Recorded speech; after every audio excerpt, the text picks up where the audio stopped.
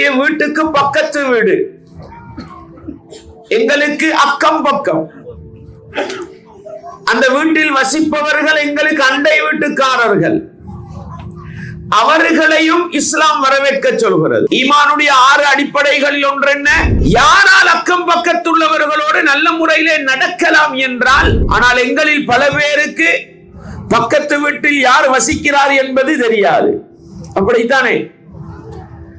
பக்கத்து வீட்டிலே ஒரு ஜனாசா விழுந்தால் தெரியாது, பக்கத்து வீட்டில் நோயாளி இருக்கிறாரா தெரியாது. பக்கத்து வீட்டாரோடு முரண்பட்டு வாழ்வது, எப்பொழுது பார்த்தாலும் பக்கத்து வீட்டாரோடு சண்டை பிடித்து வாழ்வது, பக்கத்து வீட்டிலே யார் வசிக்கிறார், என்ன நடக்கிறது என்று தெரியாமல் வாழ்வது, இந்த உறவுகளை பாழ்படுத்தி விட்டு பக்கத்து வீட்டார்களோடு முரண்பட்டு விட்டு நான் அல்லாஹ்வை மட்டும் வணங்குகிறேன் என்று சொல்லிவிட்டு போனால், எங்களுடைய பக்கத்து வீட்டுக்காரராக ஒரு மாற்று மத சகோதரர் இருந்து அவர் இஸ்லாத்தை எதிர்ப்பவர் இல்லை, முஸ்லிம்களை எதிர்ப்பவராக இல்லை என்றால், ஆனால் நீங்களும் உண்மையான முஃமின்கள் என்றால் அதற்கு பல அடையாளங்கள் இருக்கிறது.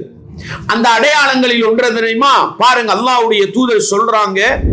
சில நேரம் அப்படி பதறி பதறி இருப்போமே, அடே வருவானோ, சண்டை முடிப்பானோ, ஏசுவானோ, இப்படி பக்கத்து வீட்டாரின் அநியாயத்தை பயப்படுகிற நிலையில் உங்களுடைய பக்கத்து வீட்டுக்காரன் உங்களை பயந்தால் நீங்கள் முஃமினாக முடியாது.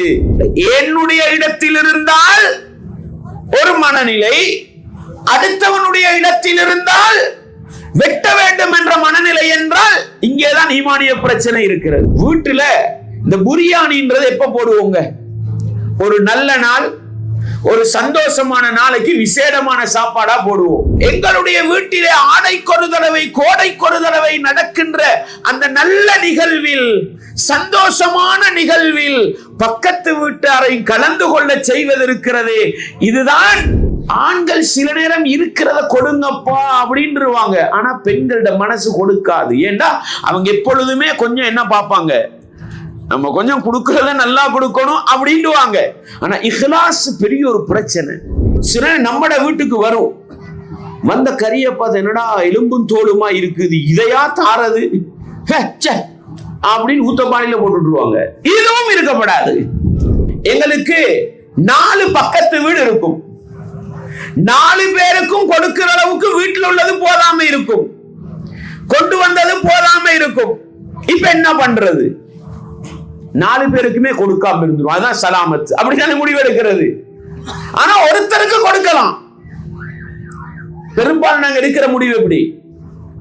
ஒருத்தருக்கு கொடுத்தா பிரச்சனை வந்துடும், 4 பேருக்குமே கொடுக்காம இருந்துருவோம். அன்பார்ந்தவர்களே, அல்லாஹ்வுடைய தூதர் சொன்னார்கள், ஒரு பக்கத்து வீட்டுக்காரன் அடுத்த பக்கத்து வீட்டுக்காரனை தன்னுடைய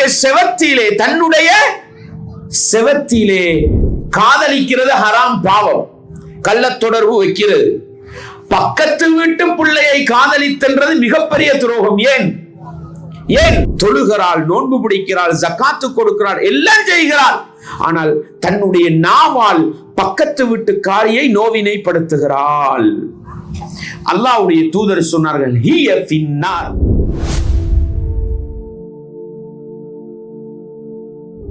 இன்னல் ஹம்தலில்லாஹ் நஹ்மதுஹு வ நஸ்தஈனுஹு வ நஸ்தக்ஃபிருஹு ونعوذ بالله من شرور أنفسنا ومن سيئات أعمالنا من يهده الله فلا مضل له ومن يضلل فلا هادي له وأشهد أن لا إله إلا الله وحده لا شريك له وأشهد أن محمدا عبده ورسوله يا أيها الذين آمنوا اتقوا الله حق تقاته ولا تموتن إلا وأنتم مسلمون يا أيها الناس اتقوا ربكم الذي خلقكم من نفس واحدة وخلق منها زوجها وبث منهما رجالا كثيرا ونساء واتقوا الله الذي تساءلون به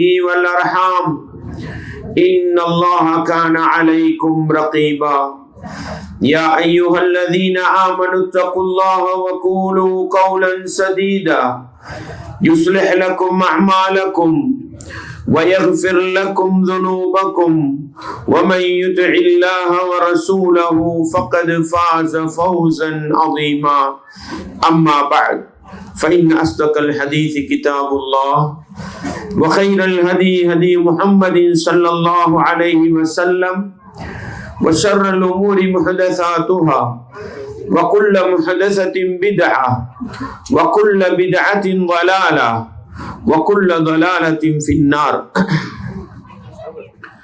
வார்த்தைகளில் சிறந்தது வல்லவன் ரஹ்மானின் வார்த்தை என்றும், நடைமுறைகளில் சிறந்தது நபிகளார் ஸல்லல்லாஹு அலைஹி வஸல்லம் அவர்களுடைய வாழ்க்கை வழிமுறை என்றும், அவர்களுடைய வாழ்க்கை வழிமுறைகளுக்கு பின்னால் மார்க்கத்தில் புதிதாக புகுத்தப்பட்டவைகள், கர்மங்களிலே மிக மோசமானவைகள் பித்அத்துகள், எல்லா பித்அத்துகளும் வழிகேடுகள், எல்லா வழிகேடுகளும் மனிதனை நரகத்துக்கு இட்டுச் செல்லும் என்று சொன்னவனாக இந்த சொற்பொழிவை ஆரம்பம் செய்கின்றேன். அன்பார்ந்த இஸ்லாமிய சகோதரர்களே, தாய்மார்களே, சகோதரிகளே, ஒரு முஸ்லிம் சமூகத்தோடு வாழுகின்ற நேரம் சமூகத்திலே பலவிதமான நெருக்கமான உறவுகளையும் தூரமான உறவுகளையும் சந்திக்கின்றான். இது முஸ்லிம் மட்டுமல்ல, உலகத்தில் பிறந்து வாழுகிற ஒவ்வொரு மனிதனுக்கும் இப்படிப்பட்ட உறவுகள் இருக்கின்றன. ஒரு முஸ்லிம் என்ற அடிப்படையில் இந்த உறவுகளுக்கு மத்தியில் எப்படி நடந்து கொள்ள வேண்டும், அவர்களுக்கு செய்ய வேண்டிய கடமைகள் என்ன என்ற விடயங்களை தான் நாங்கள் தொடர்ந்து பார்த்து வருகிறோம். அந்த அடிப்படையில் உலகத்தில் ஒரு முஸ்லிம் தனக்கு என்று ஒரு நண்பனை எடுத்துக் கொள்கிறான். அந்த நண்பனோடு எப்படி பழக வேண்டும், அந்த நண்பனுக்கு செய்ய வேண்டிய கடமை என்ன என்பது பற்றிய செய்திகளை நாங்கள் பார்த்தோம். அதே போன்றுதான் ஒரு மனிதன் விரும்பியோ விரும்பாமலோ தனக்கென்று ஏற்படுத்திக் கொள்ளுகின்ற ஒரு உறவு, தான் ஏற்படுத்திக் கொள்ளாவிட்டாலும் இஸ்லாம் முதன்மைப்படுத்தி சொல்லுகின்ற ஒரு உறவு, பக்கத்து வீடு, அண்டை வீடு என்ற அந்த உறவு. உலகத்துல அண்டை வீடு, பக்கத்து வீடு இல்லாமல் ஒரு மனிதனுக்கு வாழ இயலாது. அப்படித்தானே? எங்களுக்கு பக்கத்தில் எங்களுக்கு நெருக்கமாக இருப்பவன் நண்பன் என்றால் எங்களுடைய வீட்டுக்கு பக்கத்து வீடு, எங்களுக்கு அக்கம் பக்கம், அந்த வீட்டில் வசிப்பவர்கள் எங்களுக்கு அண்டை வீட்டுக்காரர்கள். அவர்களையும் இஸ்லாம் வரவேற்க சொல்கிறது, அவர்களையும் இஸ்லாம் மதிக்க சொல்கிறது, அவர்களுக்கும் செய்ய வேண்டிய கடமைகளை இஸ்லாம் சொல்லித் தருகிறது.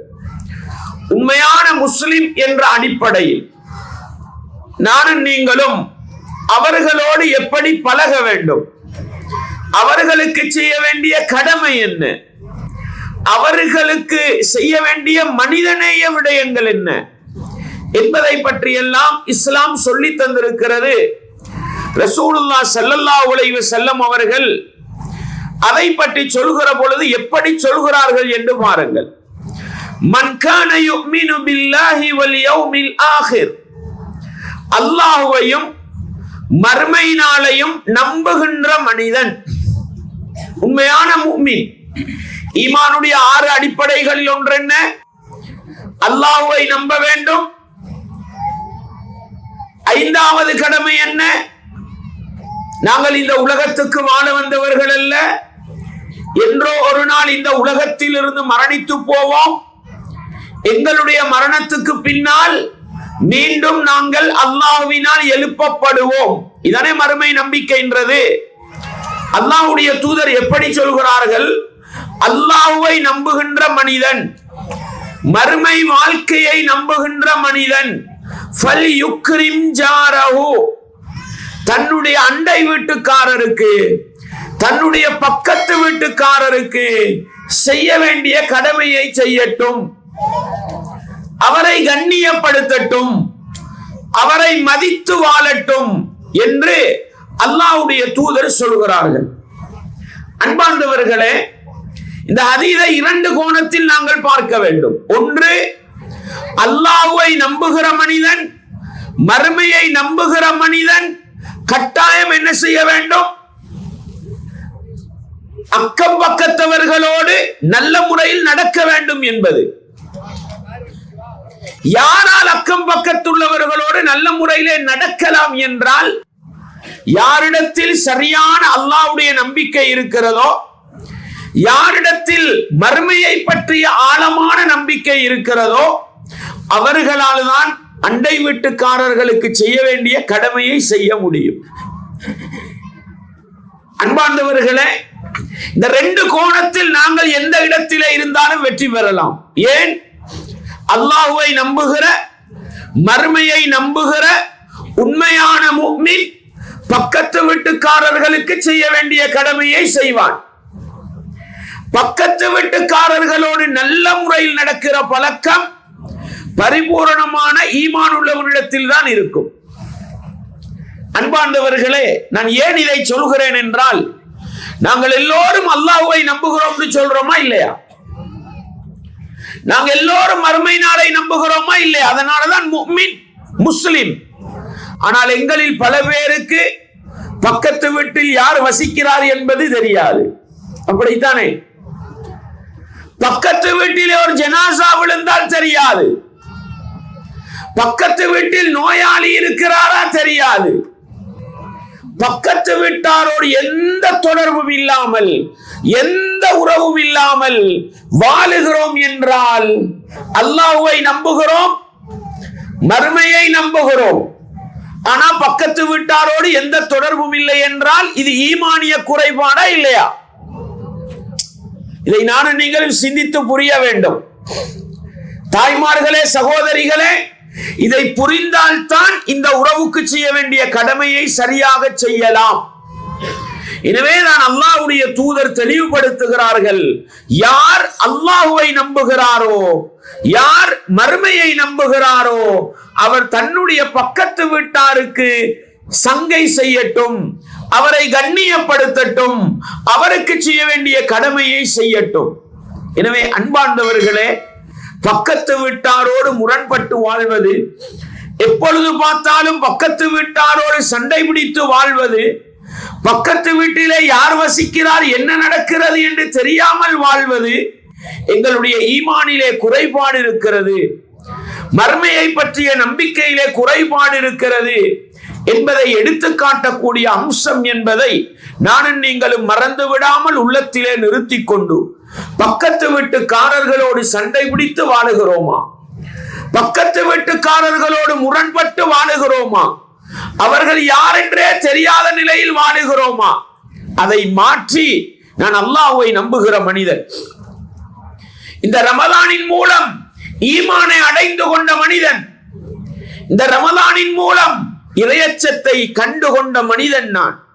எனவே நான் பக்கத்து வீட்டாரோடு உறவை பேணுவேன், அவர்களுக்கு செய்ய வேண்டிய கடமையை செய்வேன், அவர்களோடு நல்ல உபகாரமாக நடந்து கொள்வேன் என்கிற பாடத்தை படித்து அண்டை வீட்டாரோடு, பக்கத்து வீட்டாரோடு உறவு பேணுகிற மனிதர்களாக நானும் நீங்களும் மாற வேண்டும். அன்பார்ந்தவர்களே, அல்லாஹ் அல் குர்ஆனிலே சொல்லக்கூடிய செய்தியை பாருங்கள். இங்கே அல்லாஹ்வை நம்புகிற மனிதன், மர்மையை நம்புகிற மனிதன் என்று அல்லாஹ்வுடைய தூதர் சொன்னார்கள். அல்லாஹ் எப்படி சொல்கிறான் என்று பாருங்கள். வஅபுதுல்லாஹ், நீங்கள் அல்லாஹ்வை வணங்குங்கள். வலா துஷ்ரிகு பிஹி ஷைஆ, அவனுக்கு எதனையும் நீங்கள் இணை வைத்து விடாதீர்கள். அல்லாஹ்வுக்கு நிகராக எதையும் கொண்டு வந்து நிறுத்தக்கூடாது. வபில் வாலிதைனி இஹ்சானா, பெற்றோரோடு நல்ல முறையில் நடந்து கொள்ளுங்கள், அதை நாங்கள் பார்த்து விட்டோம். வபிதில் குர்பா, அந்த பெற்றோரின் மூலம் வரக்கூடிய உறவுகள் இருக்கிறார்கள், தாய் வழி உறவுகள், தந்தை வழி உறவுகள், எங்களுடைய இரத்த உறவு, சொந்த பந்தம், அவர்களோடு நல்ல முறையில் நடங்கள். அல்லாஹ்வை ரப்பாக ஏற்று அவனுக்கு இணை கற்பிக்க கூடாது. பெற்றோருக்கு செய்ய வேண்டிய கடமையை செய்ய வேண்டும். சொந்த பந்தங்கள் இரத்த உறவுகளுக்கு செய்ய வேண்டிய கடமையை செய்ய வேண்டும். இந்த மூன்றையும் சொன்ன அல்லாஹ் வல் யதாமா, தந்தையை இழந்து வயதுக்கு வராத பிள்ளைகள், அனாதைகளோடு நல்ல முறையிலே நடங்கள்.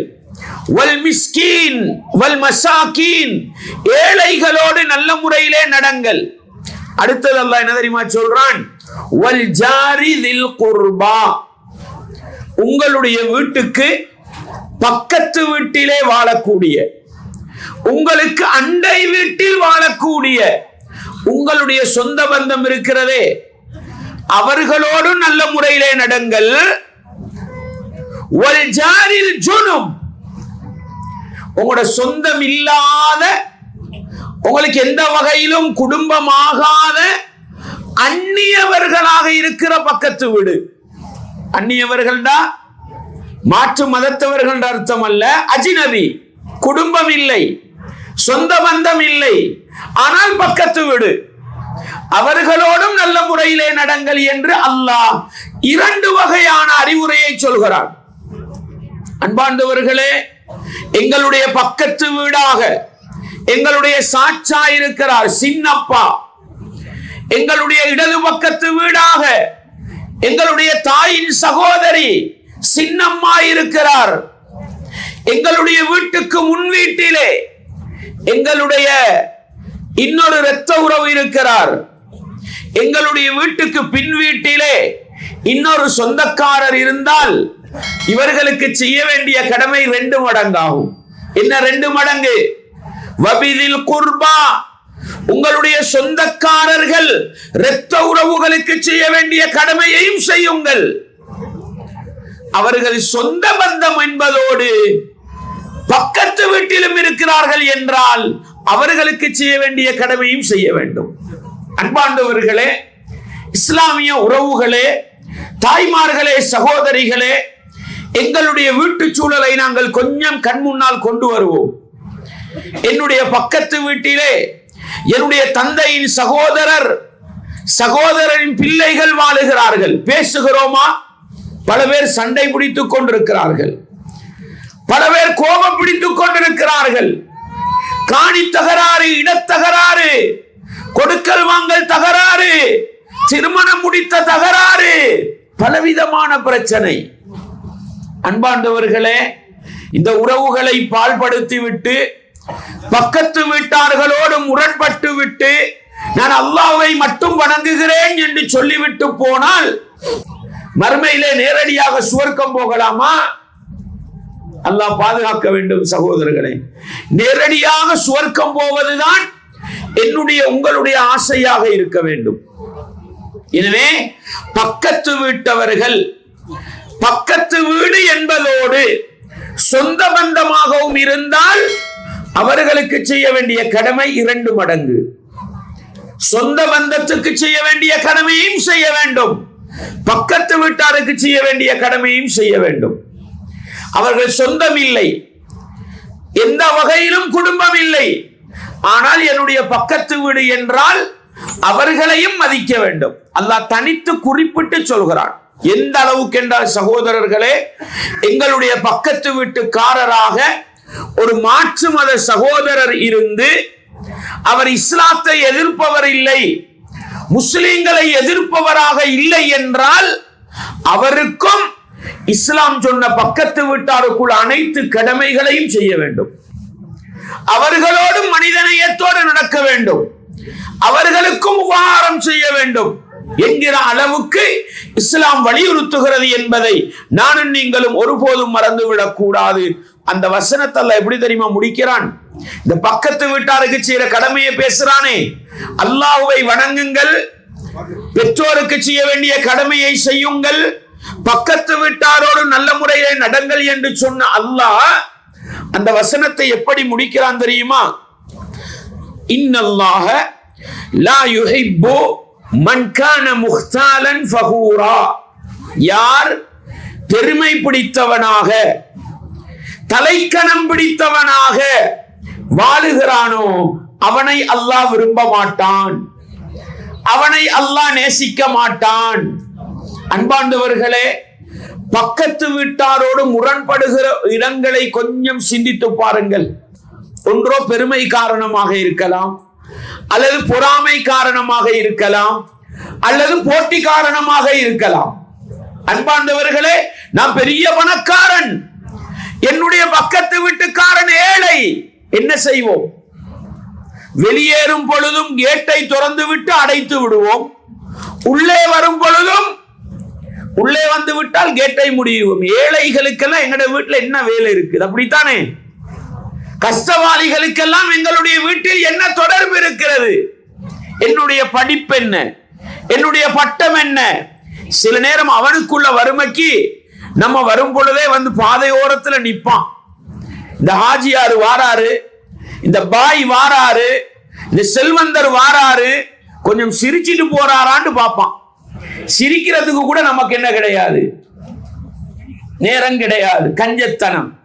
அன்பார்ந்தவர்களே, இது சாதாரண விடயம் அல்ல. எங்களுடைய உள்ளத்திலே இருக்கின்ற பெருமை. பெருமை என்றால் என்ன? நான் படித்தவன், என்னை மிஞ்சலாமா? நான் பணக்காரன், என்னை முன்னை ஒரு தட்டிலே அமர வைக்கலாமா? நான் சமூகத்திலே செல்வாக்குள்ளவன், ஒரு வாகனத்திலே ஒரே நேரிலே அமர்ந்து போகலாமா? நான் பெரிய அரசியல்வாதி, நானும் நீயும் ஒரு மேடையில் அமரலாமா? உள்ளம் சொல்லுதா? இப்படிப்பட்ட பெருமை உள்ளவர்கள் பக்கத்து வீட்டாரோடு நடந்தாலும் சரி, எந்த இடத்தில் நடந்தாலும் சரி, ரசூலுல்லாஹ் என்ன சொன்னார்கள்? லா யதுகுலுல் ஜன்னah மன் கான ஃபீ கல்பிஹி மிஸ்காலு ஹப்பத்தின் மின் கிப்ர். கடுகளவு பெருமை இருந்தாலும், பெருமைண்டா நல்லா விளங்கிக்கங்க, இது உள்ளத்தோடு சார்ந்த ஒரு நோய். உன்னை விட நான் பெரியவன், இது எப்படி எந்த கோணத்துல வந்தாலும் சரி சகோதரர்களே. ஒரு ட்ரெஸ்ஸ போடுறோம், அந்த ட்ரெஸ்ஸ போட்டோன்னே என்ன செய்யுது? நெஞ்செல்லாம் உயர்ந்து ஷோல்டர் எல்லாம் ஏறி நாங்க பெரியாள் அப்படின்னு காட்டுதா?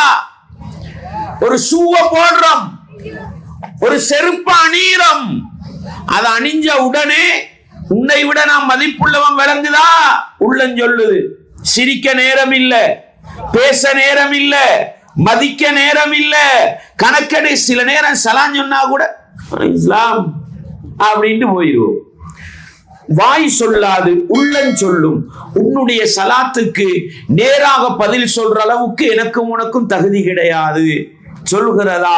கடுகளவு உள்ளத்துல இருந்தாலும் சுவர்க்கம் போகலாது என்றால், எங்களுடைய உள்ளத்தில் இருக்கிற அகங்காரம், பெருமை, தலைக்கணம் எங்களுடைய பக்கத்து வீட்டாரை புறக்கணிக்க செய்யுமா? நானும் நீங்களும் எந்த அல்லாஹ்வுடைய அன்பையும் நேசத்தையும் விரும்புகிறோமோ அந்த அன்பையும் நேசத்தையும் இழக்க வேண்டி வரும் என்ற எச்சரிக்கையோடு தான் பக்கத்து வீட்டாரை மதித்து நடவுங்கள் என்று சொன்ன அல்லாஹ் அந்த வசனத்தை முடிக்கிறான் என்றால், அன்பார்ந்தவர்களே, என்ன பெரிய ஆளா இருப்போம் சகோதரர்களே, எவ்வளவு பெரிய பட்டதாரியாக இருப்போம் சகோதரர்களே, சமூகத்தில் எவ்வளவு பெரிய இடம் பிடித்தவர்களாக இருப்போம் சகோதரர்களே, எங்களை விட தரம் குறைந்தவர்களா, அவர்களுக்கு கீழால் போகிற மனிதர்களாக நாங்கள் மாற வேண்டும். நாங்கள் சில நேரம் ஒரு கம்பெனியிட பெரிய இடத்துல நானும் நீங்களும் இருப்போம். எங்களுக்கு கீழால் 50 பேர் வேலை செய்வார்கள். என்ன எதிர்பார்ப்போம்? நாம் வரக்கொல எல்லாம் ஒதுங்கி நிக்கணும். பெருமை சகோதரர்களே. நாம் வரக்கொல முன்னால வந்து என்ன பண்ணணும்? எனக்கு ஆசீர்வாதம் பண்ணணும். பெருமை சகோதரர்களே. எனக்கு கீழால் வேலை செய்பவனுக்கும் பணிபுரியக்கூடியவனாக நான் மாற வேண்டும். அவனுக்கு சேவகனாக நான் மாற வேண்டும். அப்படியானால் இந்த பண்பு வந்து விட்டால் பக்கத்து வீட்டாரோடு நல்ல மனிதர்களாக நடக்கலாம். இது என்ன செய்யும்? என்னையும் உங்களையும் அல்லாஹ்வுடைய அன்பை பெற்று தருகிற காரியமாக மாறும் என்ற பாடத்தை தான் அல்லாஹ் சொல்லித் தருகிறான் என்றால், அன்பார்ந்தவர்களே, இந்த விடயத்தை படிக்கிற நானும் நீங்கள் நிதானமாக எங்களுடைய பக்கத்து வீட்டுக்காரர்களோடு நாங்கள் எப்படி நடக்கிறோம் என்பதை பற்றி கொஞ்சம் கண்முன்னால கொண்டு வந்து சிந்தித்து பார்க்க வேண்டும். அப்பொழுதுதான் மாற்றம் வரும். இந்த ரமலான் முடிவடைகிற பொழுதாவது எங்களுடைய மனைவிமார்களுக்கு எடுத்து சொல்லி பக்கத்து வீட்டாரை மதித்து நடவுங்கள் என்று சொல்கிற ஆண்களாக மாற வேண்டும். தாய்மார்களே, சகோதரிகளே, பக்கத்து வீட்டாரை மதிக்கின்ற பெண்மணிகளாக நாங்கள் மாற வேண்டும். அதனூடாகத்தான் அல்லாஹ்வுடைய அன்பை எதிர்பார்க்கிற நானும் நீங்களும் அந்த அன்புக்கு சொந்தக்காரர்களாக மாற முடியும் என்கிற பாடத்தை மறந்துவிடக் கூடாது. அன்பார்ந்தவர்களே, ஈமான், நானும் நீங்களும் உண்மையான முஃமின்கள் என்றால் அதற்கு பல அடையாளங்கள் இருக்கிறது. அந்த அடையாளங்களில் ஒன்று தெரியுமா? பாருங்க, அல்லாஹ்வுடைய தூதர் சொல்றாங்க, புகாரில 6016வது இலக்க செய்தி, வல்லாஹி லா யுமின், அல்லாஹ்வின் மீது சத்தியமாக ஒருவன் முஃமினாக மாட்டான். வல்லாஹி லா யுமின், அல்லாஹ்வின் மீது சத்தியமாக ஒருவன் முஃமினாக மாட்டான். வல்லாஹி லா யுமின், அல்லாஹ்வின் மீது சத்தியமாக ஒருவன் முஃமினாக மாட்டான். எத்தனை தடவை சொல்கிறார்கள்? 3 தடவை திருப்பி திருப்பி சொல்கிறார்கள். கீல வமன் யா ரசூலல்லாஹ், மஜ்லிஸில் இருந்த தோழர்கள் கேட்டாங்க, அல்லாஹ்வின் தூதரே, முஃமினாக முடியாத அந்த மனிதன் யார் என்று கேட்டார்கள். முஃமினாக முடியாத அந்த மனிதன் யார் என்று கேட்கிற பொழுது அல்லாஹ்வுடைய தூதர் சொன்னார்கள், அல்லதி லா யமனு ஜாருஹு பவாயிகஹு, எந்த மனிதனிடத்திலிருந்து அவனுடைய பக்கத்து வீட்டுக்காரன் அநியாயங்களை பயப்படாமல் வாழவில்லையோ அந்த மனிதன். என்ன சொன்னாங்க? எல்லாருக்கும் பக்கத்து வீடு இருக்குத்தானே, எல்லாருக்கும் அண்டை வீடு இருக்குது. நான் உங்களுக்கு பக்கத்து வீடு என்றால் நீங்கள் எனக்கு பக்கத்து வீட்டுக்காரன், அப்படித்தானே? உண்மையான மூமினாக மாற வேண்டுமா? நான் உங்களை நம்பணும். ஏண்ட பக்கத்து வீட்டுக்காரன் அல்ஹம்துலில்லாஹ் நல்ல மனிதன்ற அளவுக்கு வாழணும். எப்ப பார்த்தாலும் பயம், இவன் என்ன செய்வானோ? மழை பொழிந்தால் அவனுடைய வீட்டுக்கூரையின் தண்ணீர் என்னுடைய வீட்டுக்குள் வடிகிற அளவுக்கு பிரச்சனை, அப்படித்தானே? எதை செஞ்சாலும் பிரச்சனை. புள்ள விளையாடினாலும் வந்து ஏசலாம். தண்ட வீட்டுக்கு விளையாடின புள்ளையின் பந்து அவன் வீட்டு கூரையில விழுந்தா அதுக்கும் வந்து ஏசுறான். அப்படி சில நேரம் அப்படி பதறி பதறி இருப்போமே, அடே வருவானோ, சண்டை முடிப்பானோ, ஏசுவானோ. இப்படி பக்கத்து வீட்டாரின் அநியாயத்தை பயப்படுகிற நிலையில் உங்களுடைய பக்கத்து வீட்டுக்காரன் உங்களை பயந்தால் நீங்கள் முஃமினாக முடியாது. என்னுடைய பக்கத்து வீட்டுக்காரனை நான் பயந்தால் அவன் முஃமினாக முடியாது. அந்த அளவுக்கு பக்கத்து வீட்டுக்காரரோடு எந்த அநியாயமும் இல்லாமல், எந்த தொல்லையும் இல்லாமல், என்னுடைய பக்கத்து வீட்டுக்காரன் என்னால் நிம்மதி பெற வேண்டும், உங்களுடைய பக்கத்து வீட்டுக்காரன் உங்களால் நிம்மதி பெற வேண்டும். அப்பொழுதுதான் உண்மையான முஃமினாக மாற முடியும் என்கிற அழகான வழிகாட்டலை அல்லாஹ்வுடைய தூதர் சொல்லி தந்தார்கள். அன்பார்ந்தவர்களே, சிந்தித்து பார்ப்போம். என்னுடைய மனைவியின் செயற்பாடு, சில பேர் இருக்கிறாங்க, பக்கத்து வீட்டுக்காரரை கண்டா புள்ளகள் ஓடி ஒளிஞ்சிடும். அவன் வாராண்டு. ஏன் அவ்வளவு பயம்? கண்டா ஏச்சி, எதை செஞ்சாலும் பேச்சு, பதுவா, சண்டை, அடிபுடி. அன்பார்ந்தவர்களே, இப்படிப்பட்ட நிலையில் எங்களுடைய அண்டை வீட்டுக்காரர்களோடு நாங்கள் நடக்கிறோம் என்றால் அல்லாஹ் பாதுகாக்க வேண்டும். அல்லாஹ்வுடைய தூதர் ஒரு தடவை அல்ல திருப்பி திருப்பி சொன்னது அவன் முஃமினாக முடியாது என்பதுதான். எனவே நாங்கள் எல்லாரும் மூமின்கள் தான், முஸ்லிம்கள் தான். அல்லாஹ்விடத்தில் மூமினாக மாற வேண்டுமா? இஸ்லாத்தின் பார்வையில் உண்மையான முஃமினாக மாற வேண்டுமா? பக்கத்து வீட்டார்கள் எங்களை கண்டா அல்ஹம்துலில்லாஹ், எனக்கு நல்லதொரு பக்கத்து வீட்டுக்காரனை அல்லாஹ் தந்திருக்கிறான், எனக்கு நிம்மதியான ஒரு அண்டை வீட்டுக்காரனை அல்லாஹ் தந்திருக்கிறான். ஒரு நாளைக்கு வெளிநாட்டுக்கு போறோம், ஒரு நாளைக்கு வெளியூருக்கு போறோம், ஒரு கிழமை கணவர் வீட்டில இல்ல, நிம்மதியா போறாரு. என் குடும்பம், என் மனைவியும் என் ஒரு பிள்ளையும் தான் இருக்குது, எனக்கு பயம் இல்லை. ஏன்? என்னுடைய பக்கத்து வீட்டுக்காரர் நம்பிக்கையானவர், என்னுடைய பக்கத்து வீட்டுக்காரர் நல்லவர். நான் போனாலும் பக்கத்து வீட்டுக்காரி இருக்கிறாரே, அவர் என்னுடைய மனைவியை கவனித்துக் கொள்வார், என்னுடைய பிள்ளையை கவனித்துக் கொள்வார்கள், என்னுடைய வீட்டுக்கு ஒரு அவசர தேவை ஏற்பட்டால் செய்து கொடுப்பார்கள் என்கிற அளவுக்கு பக்கத்து வீட்டுக்காரரை நம்பி வாழுகிற நிலை இருக்குமாக இருந்தால் நீங்களும் முஃமினாகலாம், உங்களுடைய பக்கத்து வீட்டுக்காரரும் முஃமினாக மாறலாம். அன்பார்ந்தவர்களே, இஸ்லாமிய உறவுகளே, எவ்வளவு அழகான வழிகாட்டல்! எங்களுடைய வாழ்க்கையில் எந்த அளவு சிந்தித்து பார்க்க வேண்டும் என்று நினைத்து பாருங்கள். அதே போன்று பாருங்கள், முஸ்லிம்ல வரக்கூடிய ஹதீஸ், அல்லாஹ்வுடைய தூதர் சொல்கிறார்கள், வல்லதி நஃப்ஸி பியதி, என்னுடைய உயிர் எவன் கைவசம் இருக்கிறதோ அந்த அல்லாஹ்வின் மீது சத்தியமாக, லா யுமினு அப்துன் ஹத்தா யுஹிப்ப லிஜாரிஹி மா யுஹிப்பு லினஃப்ஸி. இந்த ஹதீஸ் ரெண்டு மாதிரி வந்திருக்கிறது. ஒரு சில அறிவிப்புகள் எப்படி வந்திருக்கிறது? தன்னுடைய பக்கத்து வீட்டுக்காரனுக்கு தான் விரும்புகின்ற ஒன்றை, தனக்கு விரும்புகின்ற ஒன்றை தன்னுடைய பக்கத்து வீட்டுக்காரனுக்கு விரும்பாதவரை ஒரு மனிதன் முஃமினாக மாட்டான் என்றார்கள் அல்லாஹ்வுடைய தூதர். எப்படி இருக்கணுமா? தனக்கு விரும்புகின்ற ஒன்றை தன்னுடைய பக்கத்து வீட்டுக்காரனுக்கு விரும்பாத வரையில் ஒரு மனிதன் முஃமினாக முடியாது. அன்பார்ந்தவர்களே, தாய்மார்களே, சகோதரிகளே, நாங்க எங்களுக்கு என்ன விரும்புவோம் அப்படி கொஞ்சம் கற்பனை பண்ணி பாருங்க. நாங்க எங்களுக்கு என்ன விரும்புவோம் அதையெல்லாம் என் பக்கத்து வீட்டுக்காரனுக்கு நான் விரும்புவோம். எதையெல்லாம் நான் எனக்கு விரும்ப மாட்டேனோ அதையெல்லாம் பக்கத்து வீட்டுக்காரனுக்கு நான் விரும்பக்கூடாது. அன்பார்ந்தவர்களை, ஏன் இஸ்லாம் இந்த அளவுக்கு சொல்கிறது? காணி தகராறு, இடத்தகராறு, மழை பொழிந்தால் தண்ணீர் ஓடுகிற தகராறு, வீட்டை கட்டினால் கூரை போடுகிற தகராறு, அப்படித்தானே பல ஜாதி தகராறு பக்கத்து வீட்டுக்காரர்களோடு தான் ஏற்படும். அன்பார்ந்தவர்களே, நான் வீடு கட்டுகிறேன், என்னுடைய வீட்டுக்கு பாதை நெருக்கடியாக இருக்கிறது, நான் என்ன விரும்புவேன்? அட, இந்த பாதையை கொஞ்சம் விசாலப்படுத்தி என் பக்கத்து வீட்டுக்காரன் சின்ன ஒரு ஹெல்ப் பண்ணினா எனக்கு ஒரு வாகனத்தை எடுக்கலாமே ஆசைப்படுவேனா இல்லையா? இதை நான் என்னுடைய பக்கத்து வீட்டுக்காரனுக்கு விரும்ப வேண்டும். பக்கத்தில் உள்ளவங்களுக்கு எந்த வீட்டுக்கு வாகனம் இருந்தா பக்கத்து வீட்டுக்காரனுக்கு போகும்.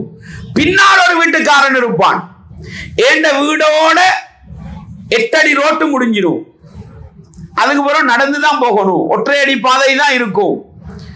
எனக்கு என்ன ஆசை? அட, ஏண்ட வீட்டுக்கு வாகனம் எடுக்கணும்ன்ற ஆசையா? சில நேரம் பக்கத்து வீட்டுக்காரன் ஒரு வாகனத்தை எடுத்து பாதையிலே நிறுத்தி விட்டு நடந்து போற நிலைதான் இருக்கும். உங்களுக்கு இது பிரச்சனையா? என் காணியால் நான் 2 அடி தரேன், வாகனத்தை எடுத்துக்கங்க. இதுதான் மனுஷத்தன்மைன்றது. இந்த தனக்கு விரும்புகிற இந்த குணம் அடுத்தவர்களுக்கு அதை விரும்புகிற நிலை வர வேண்டும். என்னுடைய வீடு மேட்டிலே இருக்கிறது, மழை பொழிந்தால் தண்ணீர் 4 திசையில் இருக்கிற பள்ளத்தை நோக்கித்தான் ஓட வேண்டும். சண்டை இங்கதானே ஆரம்பிக்கும், அப்படித்தானே? உன்னுடைய வீட்டு கூரை தண்ணீர் என்னுடைய காணியால் என்னுடைய இடத்தால் போகிறது, நான் விட மாட்டேன். என்னுடைய வீடு பள்ளத்தில் இருந்தா நான் என்ன ஆசைப்படுவேன்? மேல இருந்தா பள்ளத்தில் இருந்தா என்ன ஆசைப்படுவேன்? அட, ஏண்ட வீட்டு தண்ணீரை நான் விடணுமே, விடுறதுக்கு வழி இல்லையே. ஏண்ட பக்கத்து வீட்டுக்காரன் காணியால கொஞ்சம் இடம் தர மாட்டானார். மழை பொழிந்தால் போகிற தண்ணீர் அது போகத்தானே வேண்டும், இதுக்குத்தானே சண்டை. நான் எனக்கு என்ன விரும்புவேன்? என்னுடைய வீட்டு கூரை தண்ணீர் அடுத்தவண்ட காணியாலையாலும் போய் கொஞ்சம் போய்விடும் என்றால் நமக்கு நிம்மதியா இருக்கும். தனக்கு விரும்புகிற அந்த நலவை தன்னுடைய பக்கத்து வீட்டுக்கா உங்களோட வீட்டு தண்ணீர் போறதுக்கு பிரச்சனையா? என் காணியால போகட்டும், என் இடத்தால போகட்டும், பிரச்சனை இல்லை. இதான் ஈமான் என்றது. அன்பார்ந்தவர்களே, சில நேரம் பெருமதியான ஒரு மாம்பழ மரம் இருக்கும். மாம்பழம் வருடத்துல ஒரு தடவை தான் காய் தரும். ஆனா வருடத்துல 2 மாசத்துக்கு என்ன பண்ணும்? அதுல இலைகள் எல்லாம் உதிர்ந்து தண்டை வீட்டு கூரையில விழுந்து தன்னை அட்டகாசம் படுத்தும், இல்லையா? அன்பார்ந்தவர்களே, என்னுடைய வீட்டு முற்றத்தில் ஒரு மாங்காய் மரம் இருக்கிறது. பக்கத்து வீட்டுக்காரன் வந்து சண்டை பிடிக்கிறான், உன்ன மரத்தால நமக்கு சரி தொல்லையா இருக்குது, வெட்டுண்டு. நாங்க என்ன ஆசைப்படுவோம்? அடே, காத்துக்கு விழுகிற விழை 10 இலை விழுந்தா அதை புறக்கி போடுறது கஷ்டமா, அதை கூட்டி போடுறது கஷ்டமா? இவ்வளவு பெருமதியான மரத்தை வெட்ட சொல்றானே, உள்ளம் பாரமா இருக்குமா? அடுத்த வண்ட காணிகளுக்கு அந்த மாமரம் இருக்கிறது, அவனை வெட்ட சொல்லி சண்டை பிடிக்கலாமா? என்னுடைய இடத்தில் இருந்தால் ஒரு மனநிலை, அடுத்தவனுடைய இடத்தில் இருந்தால் வெட்ட வேண்டும் என்ற மனநிலை என்றால் இங்கேதான் ஈமானிய பிரச்சனை இருக்கிறது. தனக்கு விரும்புகிற நலவை அடுத்தவர்களுக்கு விரும்புவோம். இன்னொரு பக்கம் நம்ம என்ன நினைக்கிறோம், அடுத்தவண்ட மாங்காய் மரத்துல உள்ள இலைகள் எல்லாம் எந்த இடத்துல விழுந்தா நமக்கு அது பெரிய கஷ்டமா இருக்குதுண்டா நம்மளா யோசிச்சு என்ன பண்ணிடணும், நம்ம வீட்டுல வளர்ற மாங்காய் மரம் அடி மட்டும்தான் நம்மட வீட்டு முத்தத்துல இருக்கு, மரம் முழுக்க அவண்ட பக்கம் சாஞ்சி இருக்குன்னா யாருக்கு பிரச்சனை? நம்மளாம் பார்த்து என்ன பண்ணிடும், நம்மளாம் அடுத்தவனுக்கு தொல்லை இருக்க கூடாது, நம்மளாம் வெட்டி போடுவோம்டா. ஏன் அவன்டது விழுந்தா நமக்கு பாரமா இருக்குது தானே, நம்மடது விழுந்தா அடுத்தவனுக்கு பாரமா இருக்க கூடாது. இப்படி தனக்கு நினைக்கிற நலவுகளை எல்லாம் அடுத்தவர்களுக்கு நினைக்க வேண்டும், அடுத்தவர்களுக்கு தீங்கு நடக்க கூடாது என்று நினைப்பதையெல்லாம் நாங்களும் என்ன செய்யணும், செய்யக்கூடாது என்கிற அழகான ஒரு பாடத்தை நானும் நீங்களும் ஒருபோதும் மறந்துவிடக் கூடாது. எவ்வளவு அழகான வழிகாட்டல் இது எங்களிடத்தில் இருக்கிறதா? இப்படி பக்கத்து வீட்டாரோடு மனிதநேயத்தோடு, நல்ல அன்போடு, பாசத்தோடு, விட்டு கொடுப்போடு, மன்னித்தலோடு நானும் நீங்களும் வாழுகிறோம் என்றால் பக்கத்து வீட்டாரை மதித்து மூமின்களாக மாறலாம். பக்கத்து வீட்டாரை அவமதித்து அவர்களை கஷ்டப்படுத்தி வாழ்வோமாக இருந்தால் எங்களுடைய ஈமானை பலவீனப்படுத்துகின்ற ஒரு காரியம் அது என்பதை நானும் நீங்களும் ஒருபோதும் மறந்துவிடக் கூடாது. அன்பார்ந்தவர்களே, பாருங்கள், பக்கத்து வீட்டாரோடு எவ்வளவு மனிதநேயமாக நடக்க வேண்டும். இஸ்லாம் காட்டுகிற பண்பை பாருங்கள். ஆயிஷா ரலியல்லாஹு அன்ஹா அவங்க சொல்றாங்க, மாஸாலன் ஜிப்ரீலு யூசினி, அல்லாஹ்வுடைய தூதர் சொல்றாங்களாம், ஜிப்ரீல் அலைஹிஸ்ஸலாம் அவர்கள் எனக்கு அறிவுரை செய்து கொண்டே இருந்தார்கள், அட்வைஸ் பண்ணிக்கொண்டே இருந்தார்கள். யாரை பற்றி தெரியுமா? பில் ஜார், பக்கத்து வீட்டுக்காரரை பற்றி. யாருக்கு? அல்லாஹ்வுடைய தூதருக்கு ஜிப்ரீல் அலைஹிஸ்ஸலாம் சொல்லிக்கொண்டே இருப்பார்களாம், பக்கத்து வீட்டோடு நல்ல முறையிலே நட, பக்கத்து வீட்டுக்கு உபகாரம் செய், பக்கத்து வீட்டுக்கு உபகாரம் செய், தொடர்ந்து சொல்லிக்கொண்டே இருப்பார்களாம். எந்த அளவுக்கு? ஹத்தா வனன்து அன்னஹு சயுவர்ரிசுஹு,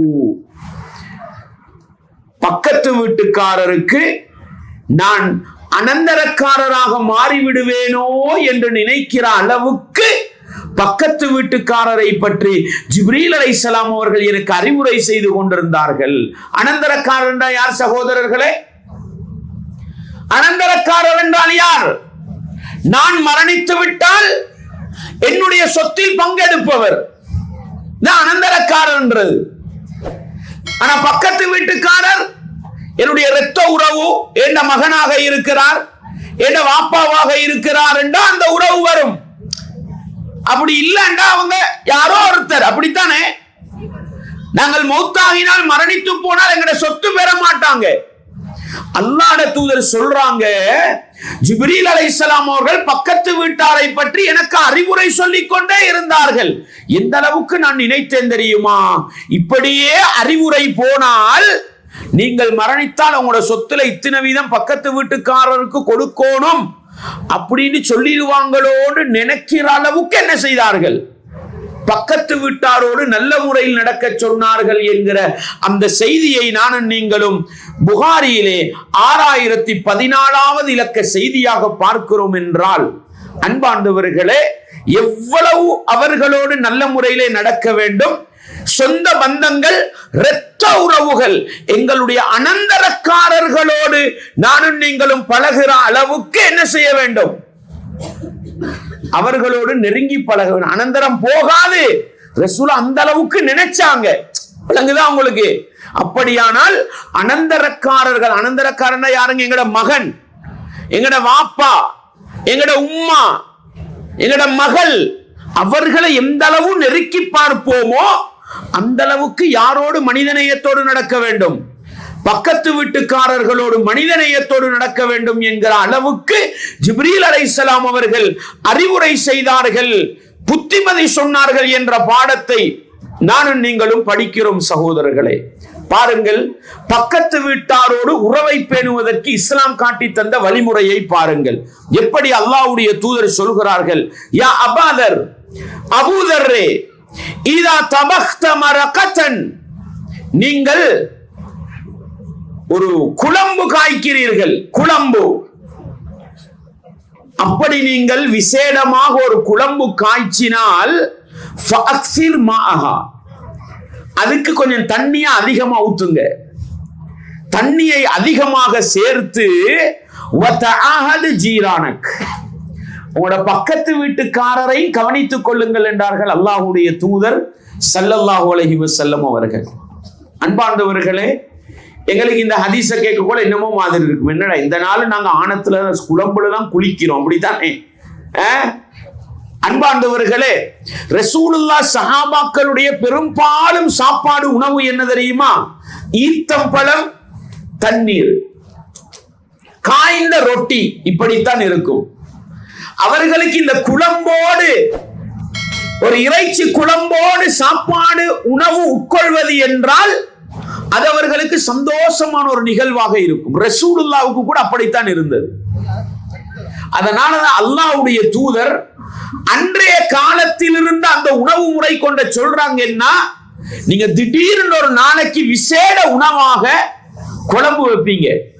ஒரு ஆட்டுக்கறி கிடைச்சா, ஒரு ஒட்டகக்கறி கிடைச்சா குழம்பு வைப்பீங்க. அப்படி வைக்கிற நேரம் நீங்கள் கொஞ்சம் என்ன செய்யுங்கள், தண்ணீரை ஊற்றி அதனுடைய குழம்பை அதிகப்படுத்துங்கள். எதுக்கு? ஒரு துண்டு இறைச்ச போட்டோம், ஒரு முள்ள போட்டோம், பக்கத்து வீட்டுக்கு என்ன செய்தோம், கொஞ்சம் குழம்பு கொடுத்தோம். அல்லாஹு அக்பர். எங்களுக்கு இதான் பிரச்சனை, நாங்க ஒரு குடம் கொடுப்போம், அப்படித்தானே? நாங்க ஒரு வாளி கொடுப்போம், ஆனா பேச மாட்டோம். அதான் அன்பார்ந்தவர்களை, பக்கத்து வீட்டை மதியுங்கள், பக்கத்து வீட்டை ரெஸ்பெக்ட் பண்ணுங்கள், பக்கத்தில் உள்ளவர்களை வரவேறுங்கள். இதுதான் சகோதரர்களே, வெளிநாட்டிலிருந்து போகிறீர்கள், உங்களோட புள்ள குட்டி எதிர்பார்க்குமா? இப்ப பாருங்க, உங்களுடைய பக்கத்து வீட்டுக்காரர் வெளிநாட்டில் இருந்து வருகிறார், நீங்களோ இதுவரைக்கும் வெளிநாடு போனதில்லை, உங்களுடைய மனநிலை எப்படி இருக்கும்? உங்களோட புள்ள குட்டிகளோட மனநிலை எப்படி இருக்கும்? அடே, ஒரு சாக்லேட்டை வீசி விட மாட்டாரா? ஒரு சுவிங்கத்தை மேலால போட மாட்டாரா? ஒரு எப்பல் துண்டு தர மாட்டாரா? இருக்குதா? தனக்கு விரும்புகின்ற ஒன்றை தன்னுடைய பக்கத்து வீட்டுக்காரனுக்கு விரும்பாத வரையில் ஒரு மனிதன் உண்மையான முஃமினாக முடியாது. அன்பார்ந்தவர்களை, மிச்சம் கொடுக்க தேவையில்லைங்க. நான் சொன்னேன், தர்மம் சதக்கான்றது அள்ளி கொடுக்க தேவையில்ல, கிள்ளி கொடுங்களேன், அது போதும். ஏன் இது எந்த நாளும் எதிர்பார்க்கிறது இல்ல. வருஷத்துக்கு ஒரு தடவை நீங்க போவீங்க, 10 வருஷத்துக்கு ஒருக்கா, 5 வருஷத்துக்கு ஒருக்கா நாட்டுக்கு. ஆனா போறவர்கிட்ட என்ன பண்ணுவீங்க? 1 கிலோ 2 கிலோ ஏதாவது கொடுத்து அனுப்புவீங்க, அப்படித்தானே? அப்ப உங்களோட மனைவிக்கு கோல் போட்டு என்ன சொல்லணும்? இங்க பாரு, நம்மட பிள்ளைகளுக்கு தான் அனுப்பி இருக்கிறோம், ஆனா பக்கத்து வீட்டில் இருக்கிற பிள்ளைக்கு ஒரு டொஃபியாவது கொடுத்துரு, ஒரு இனிப்பையாவது கொடுத்துரு, ஒரு சாக்லேட்டையாவது கொடுத்துருண்டா இது ஈமானுங்க. இதுதான் ஈமான்ன்றது. அன்பார்ந்தவர்களே, விசேடமாக நாங்கள் செய்யக்கூடியது. வீட்டுல இந்த பிரியாணின்றது எப்ப போடுவோங்க? ஒரு நல்ல நாள், ஒரு சந்தோஷமான நாளைக்கு விசேடமான சாப்பாடா போடுவோம். அதுக்கு என்ன ஒரு வித்தியாசமான ஒரு ஆனங்காய் வைங்க. இன்றைக்கு என்ன ஆனம் வச்சிருந்தது? குழம்பு. பேரும் வராது, நம்மளோட கலாச்சாரத்துல இல்ல. அது விசேடமான உண்டு, அப்படித்தானே? அப்ப என்ன பண்ணணும்? நம்மளோட வீட்டுல 5 பேர் இருக்கிறாங்க, 4 பேருக்கு செய்யக்கூடாது, 10 பேருக்கு செஞ்சு 4 பக்கத்து வீடு வரும். 4 பேருக்கு என்ன? ஒரு புடி சோறுங்க போதும். ஒரு புடி சோறு, ஒரு குழம்பு. அல்லாஹு அக்பர். இதான் ஈமான்ன்றதுங்க, இதான் இஸ்லாம்ன்றது, இதுதான் மனிதநேயம்ன்றது. இஸ்லாம் எப்படி எதை நாங்கள் விசேடமாக செய்வோமோ, எதை நாங்கள் எங்களுடைய சந்தோஷத்துக்காக செய்வோமோ, எங்களுடைய வீட்டிலே ஆடைக்கு ஒரு தடவை, கோடைக்கு ஒரு தடவை நடக்கின்ற அந்த நல்ல நிகழ்வில், சந்தோஷமான நிகழ்வில் பக்கத்து வீட்டாரை கலந்து கொள்ள செய்வதற்கிறதே, இதுதான் அல்லாஹ்வுடைய தூதர் நபித்தோழர்களுக்கு சொல்லிக் கொடுத்த புத்திமதி என்று சொன்னால், அன்பார்ந்தவர்களே, தாய்மார்களே, சகோதரிகளே, இது எப்படி இஸ்லாம் என்று வாருங்கள். சில நேரம் இப்படி ஒரு பிரச்சனை இருக்கும். தாய்மார்களே, சகோதரிகளே, இதுல பெண்மணிகளுக்கு ஒரு பிரச்சனை இருக்குது. என்னண்டா, சில நேரம் ஆண்கள் நாங்க என்ன பண்ணுவோம்டா, ஒரு எப்பல கொடுக்க ரெடி ஆகிடுவோம். ஆனா பெண்மணிகள் ரெண்டுல ஒரு நிலையில இருப்பாங்க. ஒன்று, ஒரு எப்பல எப்படிங்க கொடுக்கறது, அங்க 5 புள்ள இருக்குதுன்னு கொடுக்க மாட்டாங்க. அப்படிதானே? நம்ம என்ன சொல் உண்ட கொடுங்கப்பான்ருவோம். ஆனா பெண்கள்ட மனசு வித்தியாசம். அதிகமா கொடுக்கணும்னு நினைச்சு கொஞ்சம் கொடுக்கறது இல்லாமல் ஆகிடுவாங்க. அவங்களுக்கு ஏன்னா அவங்களுக்கு இந்த அதிகம் கொடுக்கறதுல பிரச்சனை, கொஞ்சம் கொடுக்கறது பிரச்சனை. நம்ம அன்றைக்கு சொன்னோமே, ஆயிஷா ரலியல்லாஹு அன்ஹா 3 பேர் வருகிறார்கள், ஒரு தாய் 2 பிள்ளை. எதை கொடுத்தார்கள்? ஒரு ஈத்தம். இதான் ஈமான், இதான் ஈமான். ஆண்கள் சில நேரம் இருக்கிறத கொடுங்கப்பா அப்படின்றுவாங்க. ஆனா பெண்களோட மனசு கொடுக்காது. ஏண்டா அவங்க எப்பொழுதுமே கொஞ்சம் என்ன பார்ப்பாங்க, நம்ம கொஞ்சம் கொடுக்கறத நல்லா கொடுக்கணும் அப்படின்டுவாங்க. ஆனா இஹ்லாஸ் பெரிய ஒரு பிரச்சனை. அல்லாஹ்வுக்காக செய்யறவங்களுக்கு அது பிரச்சனை அல்ல. ஆனா பெண்களுக்கு என்ன இருக்குது, கொஞ்சம் அது அதிகமா இருக்குது, அத கொஞ்சம் எதிர்பார்க்கிற தனம். அதனால அல்லாஹ்வுடைய தூதர் அந்த காலத்துல இருக்கிற ஒன்று போல இருக்குது. அதனால பக்கத்து வீட்டை பற்றி பேசுகிற நேரம் பெண்மணிகளை அல்லாஹ்வுடைய தூதர் அழைத்து சொன்ன ஒரு விடயம் என்னவென்றால், யா நிசாஅல் முஸ்லிமாத் அப்படின்னு அழைச்சாங்க ரசூலுல்லாஹ். முஸ்லிம்களில் இருக்கின்ற பெண்மணிகளே. ஏன் அப்படி அழைச்சாங்க? அல்லாஹ்வை நம்புற பெண்ணுகிட்ட, மறுமையை நம்புற பெண்ணுகிட்ட புகழ் அது இருக்கக்கூடாது. யார்கிட்ட தான் எதிர்பார்க்கணும்? அதை உணர்த்துறதுக்கு அல்லாஹ்வோட தூதர் முஸ்லிம்களில் இருக்கின்ற பெண்மணிகளே, லா தஹகிரன்ன ஜாரத்துன் லிஜாரத்திஹா, ஒரு பெண்மணி தன்னுடைய பக்கத்து வீட்டு பெண்மணியை இழிவாக பார்க்க வேண்டாம், கேவலமாக பார்க்க வேண்டாம். வலவ் ஃபிர்சின ஷாத்தின், ஒரு ஆட்டுடைய முன்னங்காலாக இருந்தாலும், ஒரு ஆட்டுடைய முன்னங்கால் கொடுக்கப்பட்டாலும் கேவலமாக நினைக்க வேண்டியது. 2 விஷயம் ரசூல சொல்ல வராங்க. ஒன்று, கொடுக்கிறவங்களுக்கு அட இத கொடுக்கிறதா அப்படின்னு அவர்களை புறக்கணிக்கவும் வேண்டாம். சில நம்மட வீட்டுக்கு வரும், வந்த கறியை பார்த்து என்னடா எலும்பும் தோலுமா இருக்குது, இதையா தாரது அப்படின்னு ஊத்தப்பானையில போட்டுருவாங்க. இதுவும் இருக்கப்படாது. அல்ஹம்துலில்லாஹ், என்னுடைய பக்கத்து வீட்டுக்காரர் இவர்கள் தான் மனிதர்கள், இதையாவது அல்லாஹ்வுக்காக தந்தார்களே என்று வரவேற்கிற, அவர்களை கண்ணியப்படுத்துகின்ற, அவர்களை ரெஸ்பெக்ட் பண்ணுகிற பண்பு வர வேண்டும். நாங்கள் கொடுக்கும் பொழுதும் எங்கள்கிட்ட இருக்கிறது இவ்வளவுதான், இவ்வளவுதான், இதை நாங்கள் கொடுப்போம். அதை கேவலமா பார்க்க கூடாது, அதை அசிங்கமா பார்க்க கூடாது. ஏன்? அங்கேதான் ஈமான் இருக்கிறது. யாருக்காக கொடுக்கிறோம்? ஏன்னா எங்கட வீட்டுல ஆட்டு இறைச்சின்றது பேரா இருக்கும். ஆடு அப்படித்தானே, ஆட்டு இறைச்சின்றது பெரும்பாலும் முள்ளோட கலந்ததா இருக்கும். அப்படித்தானே? அதுல அந்த அந்த இறைச்சி பகுதிகளை தேடுறது சில பொறுப்பா இருக்கும். யாராவது ஒருத்தர் ஒரு பார்சலை கொண்டு வந்து தந்திருப்பாரு, இறைச்சி பார்சல் உண்ட, அது இருக்கிறது வெறும் எலும்பும் தோலுமா இருக்கும். அடே ஆட்டு இறைச்சி என்று மன திருப்தியோடு ஆக்குவோம். பக்கத்து வீட்டுக்கு கொடுக்கிறனும் பொழுது இதை கொடுக்க கூடாதுன்னு முடிவெடுத்துருவோம். இல்லை, அல்லாஹ்க்கு தெரியும் எங்களோட வீட்டுல நாங்க எதை சமைச்சோம், எதை கொடுக்கிறோம். அப்படித்தானே அன்பார்ந்த? எனவே அந்த ஆழமான ஈமான், ஆழமான இறையச்சம், மர்மையை பற்றிய நம்பிக்கை உள்ளவர்களால தான் எங்கட வீட்டுல இதுதான் இருக்குது, அல்ஹம்துலில்லாஹ் நான் கொடுப்பேன். அடுத்த பக்கத்து வீட்டுக்காரரை பிடிக்கணும், அல்ஹம்துலில்லாஹ் இதையாவது தருகிற மனநிலையில் என்னுடைய பக்கத்து வீட்டுக்காரரை அல்லாஹ் வைத்தானே என்று வரவேற்கிற மனப்பக்குவம் இருக்க வேண்டும். அவர்களை கேவலமாக நினைனா பிச்சைக்கார சாப்பாடெல்லாம் எங்களுக்கு தாரதா அப்படின்னு என்ன செய்யக்கூடாது, அசிங்கமாக பார்க்க கூடாது, கேவலமாக பார்க்க கூடாது. இந்த பண்பு இருந்தா அக்கம் பக்கத்து வீட்டுல சண்டை சச்சரவு வருமா? முரண்பாடு வருமா? இதை செய்தால் உள்ளத்தளவில் ஒன்றுபடுகிற மனிதர்களாக மாற முடியும் சகோதரர்களே. இப்படி ஒவ்வொரு அக்கம் பக்கமும் ஒன்று சேர்ந்து உள்ளத்தால் இணைந்தால் ஒரு ஊர், ஒரு கிராமம், ஒரு பிரதேசம் மனிதாபிமானம் உள்ள ஒற்றுமையை பேணுகிற ஒரு சமூகமா மாறுமா இல்லையா? ஏண்டாங்க, எனக்கு நீங்க பக்கத்து வீடு, உங்களுக்கு இன்னொரு பக்கத்து வீடு இருக்கும், அவருக்கு இன்னொரு, இப்படித்தானே கிராமம் முழுக்க இருக்கும். ஒவ்வொருவரும் தன்னுடைய பக்கத்து வீட்டை மதித்து நடந்தால் அல்லாஹு அக்பர், ஈமானிய சமூகத்தை, ஒரு கிராமத்தை, ஒரு நாட்டை உருவாக்க முடியுமா முடியாதா? எவ்வளவு அழகான வழிகாட்டல். எனவே ஊருலகத்தை எல்லாம் திருத்த விரும்புகிற மனிதன் முதலாவது தன்னுடைய பக்கத்து வீட்டுக்காரரோடு நல்லா இருக்க தயாராகினால் ஊருலகம் தானாக என்ன செய்துவிடும்? சீராகிவிடும், நலவடைந்து விடும் என்கிற வழிகாட்டலை இஸ்லாம் சொல்கிறது. பாருங்கள், சில நேரம் எங்களுக்கு 4 பக்கத்து வீடு இருக்கும், 4 பேருக்கும் கொடுக்கிற அளவுக்கு வீட்டில் உள்ளது போதாம இருக்கும், கொண்டு வந்தது போதாம இருக்கும். இப்ப என்ன பண்றது? 4 பேருக்குமே கொடுக்காம இருந்துரும், அதான் சலாமத். அப்படித்தானே முடிவெடுக்கிறது. ஆனா ஒருத்தருக்கு கொடுக்கலாம். பெரும்பாலும் நாங்க எடுக்கிற முடிவு எப்படி? ஒருத்தருக்கு கொடுத்தா பிரச்சனை வந்துடும், 4 பேருக்குமே கொடுக்காம இருந்துருவோம்.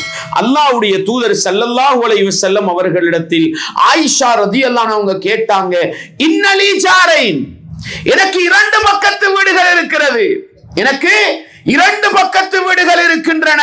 ஃபஇலா அய்யிஹிமா உஹதி, எனக்கிட்ட கொடுக்கிறது ஒன்றுதான் ஈகுது. யாருக்கு கொடுக்கிற? வலது பக்கத்தில் உள்ளவருக்கு கொடுக்கிறதா, இடது பக்கத்தில் உள்ளவருக்கு கொடுக்கிறதா, முன்னால் உள்ளவருக்கு கொடுக்கிறதா, பின்னால் உள்ளவருக்கு கொடுக்கிறதா, அல்லது ரெண்டும் என்ன செய்யும்? முன்னுக்கே இருக்கும், அல்லது ரெண்டுமே இடது பக்கத்தில் இருக்கும். வச்சுக்கங்களேன், யாருக்கு கொடுக்கிறது? அல்லாஹ்வுடைய தூதர் சொன்னார்கள், இலா அக்ரபிஹிமா மின்க பாபா, உன்னுடைய வீட்டு வாயிலுக்கு யாருடைய வீட்டு வாயில் நெருக்கமாக இருக்கிறதோ அவரை முற்படுத்தின்றாங்க. அல்லாஹு அக்பர். சண்டை சச்சரவுகள் வராமல், மனக்கசப்புகள் வராமல், அட எனக்கு மட்டும் கொடுத்தாமே அவனுக்கு மட்டும் தரலையே என்ற பிரச்சனை இல்லாமல், எந்த வாயில் உனக்கு நெருக்கமாக இருக்கிறதோ அவர்களை முதன்மைப்படுத்து. அன்பார்ந்தவர்களே, எதுக்கு இதெல்லாம்? என்னுடைய வீடும் இன்னொரு சகோதரருடைய வீடும் உங்களுடைய வீட்டுக்கு பக்கத்தில் இருக்குது. நீங்க என்ன பண்றீங்க? அந்த வீட்டுக்கு ஏதோ கொண்டு போறது எனக்கு விளங்குது, நான் என்ன முடிவெடுக்கணும்? அடே, அவர்கிட்ட ஒரு வீட்டுக்கு கொடுக்கத்தான் இருக்குது, அவருக்கு நெருக்கமான வீட்டுக்கு கொடு. அதுக்காக நீங்க அளந்து பார்க்க தேவையில்ல, முடிவெடுத்துருவோம். அல்ஹம்துலில்லாஹ்.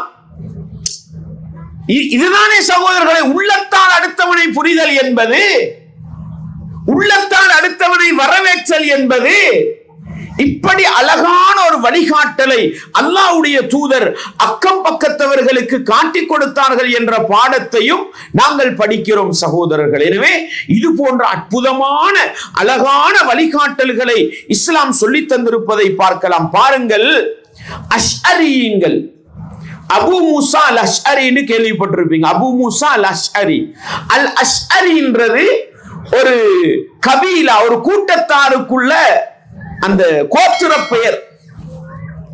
அவர்களை பத்தி அல்லாஹ்வுடைய தூதர் சொல்லுகிற பொழுது புகாரில வர ஹதீஸ பாருங்க. அல்லாஹ்வுடைய தூதர் சொல்றாங்க, இன்னல் அஷ்அரியீன இதா அர்மலு ஃபில் கஸ்வி, யுத்த களத்துக்கு போயிருக்கிறாங்க. அந்த நேரத்தில் அவர்களுக்கு ஏதாவது ஒரு தேவை ஏற்பட்டால், அவு கல்ல தஆமு இயாலிஹிம் பில் மதீனா, அல்லது மதீனாவுக்குள் வாழுகிற நேரம் அவர்கள் ஒரு கூட்டத்தாருக்கு சாப்பாடு போதா, ஒரு குடும்பத்துக்கு சாப்பாடு போதாது என்றால் இருக்கிறவங்க மட்டும் திண்டு திருப்தி அடைய மாட்டாங்க. என்ன தெரியுமா பண்ணுவாங்க? 10 வீடு இருக்குதுன்னு வைங்க, 10 அஷ்அரியீன்கள், ஒரு வீட்டுக்கு சாப்பாடு இல்ல, ஒருத்தனார ஒரு வீட்டை பொறுப்பெடுக்கிற வசதியும் இல்ல. என்ன பண்ணுவாங்க தெரியுமா? அந்த 10 வீடும் இருக்கிற சாப்பாட்டை கொண்டு வந்து ஒரு இடத்துல போடுவாங்களாம், போட்டு 10 வீடும் பிரிச்சு சாப்பிடுவார்களாம். அல்லாஹு அக்பர். இத ரசூலுல்லாஹ் சொல்லிட்டு என்ன தெரியுமா சொன்னாங்க? ஃபஹும் மின்னி வ அன மின்ஹும், நான் அவர்களில் உள்ளவன், அவர்கள் என்னில் உள்ளவர்கள்டாங்க. இதுதான் பண்பு. இந்த நல்ல பண்புள்ள அந்த சமூகத்தை பார்த்து அல்லாஹ்வுடைய தூதர் என்ன சொல்கிறார்கள்? நான் அவர்களை சார்ந்தவன், அவர்கள் என்னை சார்ந்தவர்கள். அர்த்தம் என்னங்க? அர்த்தம் என்ன? இந்த பண்புள்ளவர்களோடு நபிகளாருடைய அன்பும் பாசமும் இருக்கிறது. அன்பார்ந்தவர்களே, நாங்க 5 வீடு இருக்கிறோம் வைங்க, பகிர்ந்து சாப்பிடணும். ஒருவருக்கு ஒரு ஒத்துழைப்பு செய்து உதவி செய்து என்ன செய்ய வேண்டும்? வாழ வேண்டும் என்கிற குணம் அந்த அஷ்அரியங்கள்ட்ட இருந்ததனால நான் அவர்களில் உள்ளவர், அவர்கள் எங்களில் உள்ளவர் என்று சொல்கிற அளவுக்கு நபிகளார் அந்த உறவை, நெருக்கத்தை பேணுகிற அந்த சமூகத்தை வரவேற்றார்கள் என்றால், அன்பாண்டவர்களே, இந்த அறிவுரை எல்லாம் சொன்னதனாலதான் ரசூலா பயந்தாங்க. எதுக்கு? மௌத்தா போனா இந்த சொத்துலையும் ஒரு பங்கு போகுமோன்னு பயந்து இருக்கிறாங்க. அந்த அளவுக்கு என்ன பக்கத்து வீட்டாரை மதிக்க வேண்டும், கண்ணியப்படுத்த வேண்டும் என்கிற ஒரு வழிகாட்டலை இஸ்லாம் சொல்லி தந்திருக்கிறது. பாருங்கள், புகாரில 2464வது செய்தியை பாருங்க. அபூ ஹுரைரா ரலியல்லாஹு அன்ஹு அல்லாஹ்வுடைய தூதர் சொன்னதாக சொல்றாங்க, லா யமனு ஜாருன் ஜாரஹு, லா யம்னஉ ஜாருன் ஜாரஹு அன் யக்ரிஸ ஹஷபத்தன் ஃபீ ஜிதாரிஹி. சில நேரம் இந்த வீட்டுல சண்டை வரும், பக்கத்து வீட்டாரோடு மதில் சண்டை. தெரியுமா உங்களுக்கு? மதில் தெரியும் தானே? செவரு செவரு சண்டை. என்ன காணிக்கு நான் செவரு கட்டி இருப்பேன் இடத்துக்கு, ஏண்ட செவத்தில் எப்படி நீ ஆணி அடிப்பாய்? இதுதான் சண்டை. ஏண்ட செவத்தில் எப்படி நீ ஒரு கம்பை வந்து குத்துவாய்? இதுதான் பிரச்சனை. அன்பார்ந்தவர்களே, நான் சும்மா கேட்கிறேன், எங்களுக்கு அந்த பிரச்சனை வராவிட்டாலும் எங்கட கிராம மட்டத்துல, எங்கட ஊர் மட்டத்துல எத்தனை குடும்பங்களுக்கு இடையில இந்த பிரச்சனை வருது? அன்பார்ந்தவர்களே, அல்லாஹ்வுடைய தூதர் சொன்னார்கள், ஒரு பக்கத்து வீட்டுக்காரன் அடுத்த பக்கத்து வீட்டுக்காரனை தன்னுடைய செவத்திலே ஒரு கம்பு குத்துவதை தடுக்க வேண்டாம். அன்றைக்கு கம்ப குத்தி இருப்பாங்க, இன்றைக்கு ஆணி அடிப்பாங்க, அப்படித்தானே? தடுக்க வேண்டாம். ஆடை டிரெஸ்ஸுகளை காய போடுறதுக்கு ஒரு கொடி கட்டணும். அதுக்கு இடமில்லாத வீடா பக்கத்து வீடு இருக்கும். அதுக்கு நம்மட மதியில் என்ன செய்வாங்க? உணர்ந்து டிரெஸ்ஸ காய போடுவோம், அதை தூக்கி வீசுறது வேண்டாம் சகோதரர்களே. இஸ்லாம் மனிதநேயம் உள்ள மனிதர்களை மதித்து வாழுகின்ற அழகான வழிகாட்டல்களை சொல்லி தந்த ஒரு மார்க்கம் இஸ்லாம். ஆனா எங்கள்கிட்ட பெரும்பாலும் இன்னைக்கு பொருளாதாரம் வளர்ந்து வீடுகள் எல்லாம் மாடி வீடுகளாவி, வீட்டுக்கெல்லாம் பெரிய பெரிய மதில் சுவர்களை எல்லாம் கட்ட ஆரம்பித்த பிறகு பக்கத்து வீட்டார மதிக்கிற தன்மையே என்ன செஞ்சிட்டது? இல்லாமல் போய்விட்டது. நாங்கள் முஸ்லிம்கள், முஃமின்கள் எப்பொழுதும் பக்கத்தில் உள்ள உறவுகளை மதிக்கின்ற மனிதர்களாக மாற வேண்டும். எனவே சில பக்கத்து வீடு இருக்கும், நம்மட காணி நம்மட இடம் இருக்கும், 10 பேச்சஸ்னா தெரியும் தானே உங்களுக்கு? இடத்துக்கு சொல்றது பேச்சஸ்னா சொல்லுவாங்க, அடி 10 அடி 50 அடி 100 அடி 200 அடி இருக்குன்னு வைங்க. பக்கத்து வீட்டுக்காரருக்கு சின்ன ஒரு வீடு கட்டுற இடம் தான் இருக்கும். அந்த வீட்டை கட்டினா வேற எதுக்குமே இடம் இருக்காது. அதுக்கு அவர் என்ன பண்ணுவாரு? நம்மட செவத்துல நம்மட மதியில என்ன பண்ணுவாரு? ஏதாவது ஒன்றை செஞ்சு கொஞ்சம் கூரையை போட்டு வாழ்வோமே ஆசைப்படுவார். அதுக்கு கூட என்ன செய்ய மாட்டோம், நம்ம இடம் கொடுக்க மாட்டோம். என்றால் இதற்கெல்லாம் தீர்வு சொல்லுகிற அளவுக்கு இஸ்லாத்தின் வழிகாட்டல் இருக்கிறது என்றால், அன்பார்ந்தவர்களே, இஸ்லாமிய உறவுகளே, எப்பொழுதும் பக்கத்து வீட்டாரை மதிக்கின்ற ஒரு பழக்கம் இருக்க வேண்டும். இதுல பிரச்சனை அபூ ஹுரைரா ரலியல்லாஹு காலத்திலே வந்துட்டது. அபூ ஹுரைரா ரலியல்லாஹு இந்த ஹதீஸை சொல்லிட்டு என்ன தெரியுமா சொன்னாங்க? மாலி அராக்கும் அன்ஹா முஹ்ரிதீன், நான் ரசூலுல்லாஹ் சொன்னதாக சொல்றேன், நீங்களே இதை கணக்கெடுக்காத மக்களா விளங்குதே. அந்த காலத்திலேயே தண்ட மதியில குத்தாதே, தண்ட செவத்தில் அடிக்காதுன்ற பிரச்சனை இருக்குது போல சொல்லிவிட்டு சொன்னார்கள், நான் நபிகளாருடைய இந்த ஹதீஸை உங்களுடைய தோள்களுக்கு மேலால் வீசி விடுகிறேன் என்றாங்க. ஏன்? ஈமான் உள்ளவன் அந்த ஹதீஸை எடுப்பான். அல்லாஹ்வுடைய தூதரை நேசிக்கிற மனிதன் அந்த நபிமொழியை எடுப்பான். எனவே சகோதரர்களே, பக்கத்து வீட்டாரோடு நல்ல மனிதநேயத்தோடும் நல்ல பண்புகளோடும் நடக்க வேண்டும் என்கிற வழிகாட்டலை இஸ்லாம் காட்டி தந்திருக்கிறது என்பதை நானும் நீங்களும் ஒருபோதும் மறந்துவிடக் கூடாது. பாருங்கள், நபிகளார் ஸல்லல்லாஹு அலைஹி வஸல்லம் அவர்களிடத்துல வந்து கேட்டாங்க, பாவங்களில் அல்லாஹ்விடத்தில் மிக பெரியது எதுன்னு கேட்டாங்க. பாவங்களில் மிக பெரியது. அல்லாஹ்வுடைய தூதர் சொன்னாங்க, அல்லாஹ் உன்னை படைத்திருக்கிற நிலையில் அவனுக்கு நிகராக நீ என்ன செய்வது? ஒரு கடவுளை ஏற்படுத்துவது, ஷிர்க், இணை வைப்புன்றது எங்களுக்கு தெரியும். சும்மா ஐயும், அடுத்தது என்ன என்று கேட்கிற பொழுது அல்லாஹ்வுடைய தூதர் சொன்னார்கள், உன்னோடு சேர்ந்து உன்னுடைய உணவை சாப்பிடுவான் என்று பயந்து பிள்ளைகளை கொலை செய்வது என்றார்கள். அதுவும் ஜாஹிலிய கால சமூகத்துல இருந்துச்சு. இன்றைக்கு புள்ள பெறாமலே என்ன செஞ்சிடறோம்? இருந்துடுறோம். எதுக்கு? பொருளாதார பிரச்சனை வரும், உலகம் அதைத்தான் பெருசா காட்டுது, அப்படித்தானே நாங்க அன்றைக்கு பார்த்தோம் அது சம்பந்தமா. அடுத்தது கேட்டார்கள், சும்மா ஐயுன், பெரும் பாவங்களில் மிகப்பெரிய பாவமாக இருக்கிற அடுத்த பாவம் என்ன என்று கேட்கிற பொழுது அந்துசானிய கலீலத ஜாரிக என்றார்கள். உன்னுடைய பக்கத்து வீட்டுக்காரனின் மனைவியோடு தகாத உறவில் ஈடுபடுவது பெரும் பாவங்களில் பெரும் பாவம். விபச்சாரம்ன்றது பெரும் பாவம். அந்த விபச்சாரத்திலும் மிக மோசமான விபச்சாரம் என்ன தெரியுமா? உன்னை நம்புகிற பக்கத்து வீட்டுக்காரன் மனைவியோடு தகாத உறவில் ஈடுபடுவது என்றார்கள். அன்பார்ந்தவர்களே, தாய்மார்களே, சகோதரிகளே, சமூகத்துல பெரிய அளவில் இல்லாவிட்டாலும் இதுவும் பிரச்சனை தான். காதலிக்கிறது ஹராம், பாவம். கள்ள தொடர்பு வைக்கிறது, பக்கத்து வீட்டு பிள்ளையை காதலித்தன்றது மிகப்பெரிய துரோகம். ஏன் ஏன் ஏன் சகோதரர்களே? பக்கத்து வீடுன்னும் பொழுது நான் நம்பி வாழ்வேன், அப்படித்தானே? என்னுடைய பெண் பிள்ளைகள் சாதாரணமா பழவிடுவாங்க. ஏன்? பக்கத்து உறவுன்றதுனால. அதை பயன்படுத்தி கள்ள உறவை ஏற்படுத்தினால் அது மிகப்பெரிய துரோகமா இல்லையா? கள்ள தொடர்பு வைத்தல் என்பது ஒரு பாவம், நம்பியவனுக்கு துரோகம் இழைத்தது என்பது இன்னொரு பாவம். எனவே அது பெரும் பாவங்களில் பெரும் பாவமாகும், பாவத்தில் பாவமாக மாறும். விபச்சாரம் செய்வது என்பது ஒரு பாவம். ஆனா அடுத்த வீட்டுக்காரண்ட மனைவியோட விபச்சாரம் செய்யறது ரெண்டு துரோகம். என்ன? ஒன்று விபச்சாரம் செய்யறது, இரண்டாவது பக்கத்து வீட்டுக்காரண்டா நான் நெருங்கி பழகுவேன். இஸ்லாம் சொன்ன இந்த செய்திகளை வச்சு மிச்சம் அன்பா பாசமா பழகிடுவேன். இதை பயன்படுத்தி மனைவியோடு விபச்சாரம் செய்தால் அது துரோகம் இழைக்கிற விபச்சாரம். எனவே பெரும் பாவங்களில் பெரும் பாவம் என்றார்கள். எனவே சகோதரர், எந்த ஒரு கட்டத்திலையும் பக்கத்து வீட்டுக்காரர்களுக்கு நலவு செய்யாவிட்டாலும் பரவாயில்லை, நம்ப வைத்து துரோகம் இழைத்து விடக்கூடாது. நம்ப வைத்து துரோகம் இழைத்து விடக்கூடாது. துரோகம் இழைப்பதற்கு அதிக வாய்ப்புள்ள இடம், அப்படித்தானே? யாரு எவரென்று தெரியாத என்னையே ஏமாத்துறதை விட பக்கத்து வீட்டுக்காரனை சிரிச்சு பேசி கதைச்சு என்ன ஒரு துண்டை இறைச்ச கொடுத்து ஒரு எப்பட கொடுத்து நல்லா என்ன செஞ்சிடலாம், பெரிய குழியிலே பெரட்டிடலாம். அதனால் அது கடுமையான பாவங்களா என்ன செஞ்சிடும். நலவு செய்யாவிட்டாலும் பரவாயில்லை, பக்கத்து வீட்டுக்காரனுக்கு துரோகம் இழைத்து விடாதீர்கள்.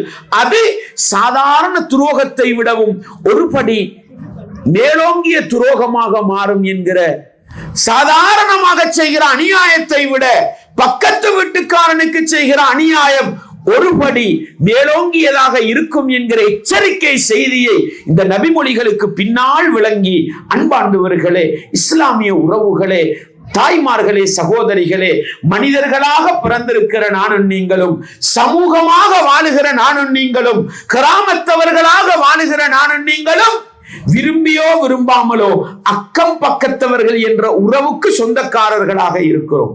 இஸ்லாம் அனைத்துக்கும் வழிகாட்டுகிற மார்க்கம், இதற்கும் காட்டியிருக்கிறது என்பதை மறந்து விடாமல் புரிந்து கொண்டோம். இந்த நபிமொழியை விளங்கி இன்னும் எங்களை பக்குவப்படுத்திக் கொள்வோம். அல்லாஹ்வுடைய தூதரிடத்துல ஒரு பெண்மணியை பத்தி சொன்னாங்க. என்ன?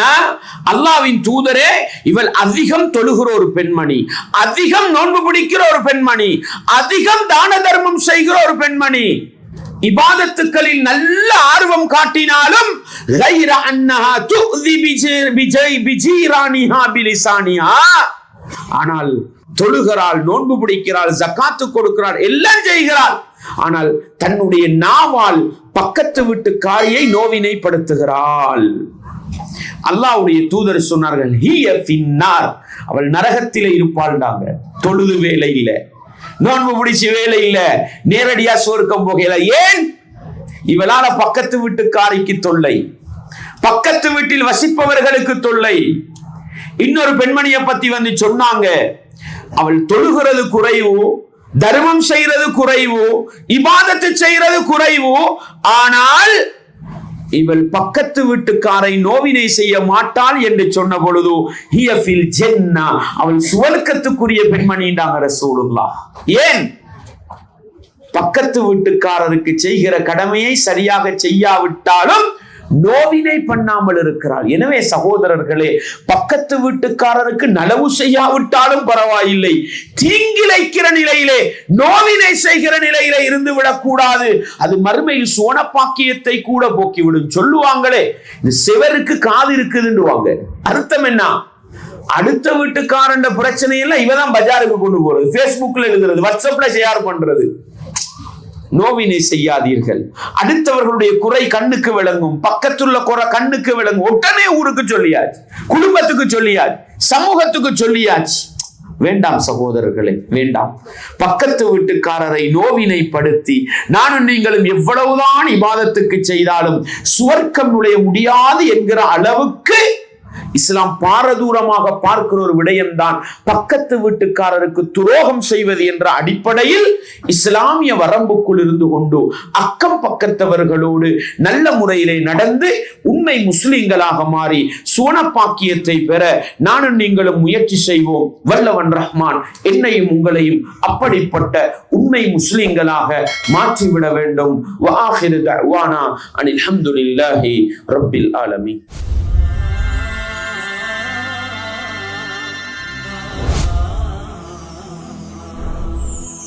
شكرا ربي شكرا هديت قلبي شكرا نورت دربي شكرا.